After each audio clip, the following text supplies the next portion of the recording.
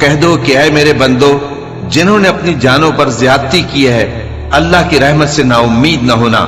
اللہ تو سب گناہوں کو بخش دیتا ہے، بے شک وہی تو ہے بڑا بخشنے والا، بڑا مہربان۔ اور اس سے پہلے کہ تم پر عذاب آ واقع ہو، اپنے پروردگار کی طرف رجوع کرو اور اس کے فرما بردار ہو جاؤ، ورنہ بعد میں تم کو مدد نہیں ملے گی۔ اور اس سے پہلے کہ تم پر ناگہاں عذاب آ جائے اور تم کو خبر بھی نہ ہو، اس نہایت اچھی کتاب کی جو تمہارے پروردگار کی طرف سے تمہاری جانب نازل ہوئی ہے پیروی کرو۔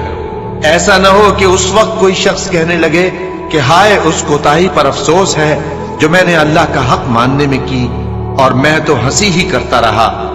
یا یہ کہنے لگے کہ اگر اللہ مجھ کو ہدایت دیتا تو میں بھی پرہیزگاروں میں ہوتا۔ یا جب عذاب دیکھ لے تو کہنے لگے کہ اگر مجھے پھر ایک دفعہ دنیا میں جانا ہو تو میں نیکوکاروں میں ہو جاؤں۔ ارشاد ہوگا کیوں نہیں، میری آیتیں تیرے پاس پہنچ گئی تھی مگر تو نے ان کو جھٹلایا اور شیخی میں آ گیا اور تو کافر بن گیا۔